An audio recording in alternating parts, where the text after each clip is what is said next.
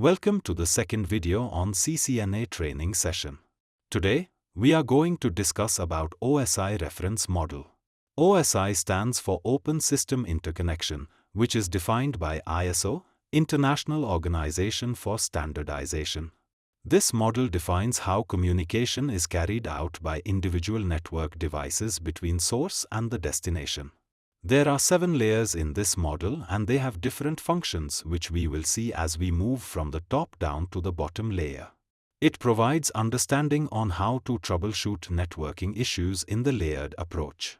Also, it gives idea to the vendors to develop the products and technology in such a way that they would be interoperable as they follow similar standard defined by the OSI reference model. Here, we have 7 layers.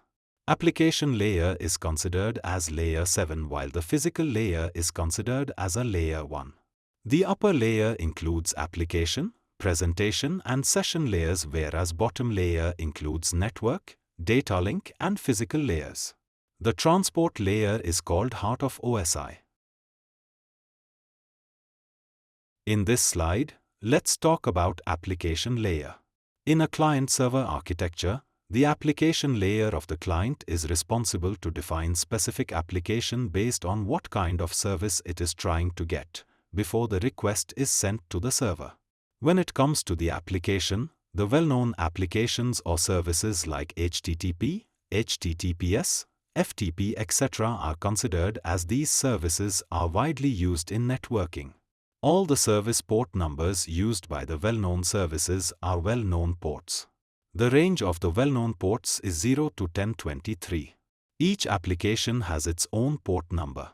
For example, HTTP uses port 80, HTTPS uses port 443, FTP uses port 20 and 21 and so on.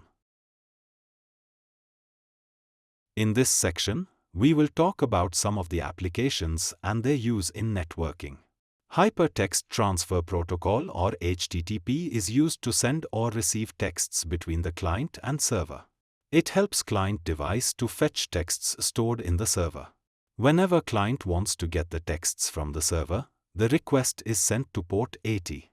If the server is running HTTP service, it is able to read those messages destined to the port 80 asking for the texts and reply to the client accordingly. HTTP over SSL, also called HTTPS, is a secure method of transferring texts. It uses service or port number 443. Here, SSL stands for Secure Socket Layer that helps client and server to communicate and transfer texts in encrypted format, so that no one between them would be able to see the messages. Next, the Telnet service is used when we want to access devices located remotely. For this service to work, we need at least one reachable IP address configured on the remote device including username and password pair. By default, most of the Cisco devices run Telnet services and able to listen to the port 23. We will learn how to use Telnet services in the later topics. Another application SSH or Secure Shell is used for the same purpose as Telnet. Only difference is that it provides asymmetric encryption and decryption feature that has private and public key pair, providing security between the SSH client and server. We will learn how to configure SSH server and utilize this feature to securely access remote devices in the later training sessions. Likewise, as the name suggests, File Transfer Protocol is used to transfer file from the server to the client and vice versa. The port number 20 is used as FTP control. It's a process of session establishment between client and server, which is done by using a pair of username and password. Once the session is established, the actual file transfer is done by using port number 21. As we know that there are thousands of well-known services, we will cover some of them in the later topics. However, the services that we discussed earlier are the widely used applications. As far as port numbers are concerned, rest of the ports from 1024 to 49151 are registered ports followed by the dynamic or private ports that ranges from 49150 to 265535. Since the application layer doesn't add any extra header to the data, the format of data in the application layer remains data. So, why do we need a port number in IP communication? Let's understand this using an example. If a server is running multiple services like SSH and HTTP, the server itself cannot decide the actual destination of the data in the application level unless client specifies the destination port number.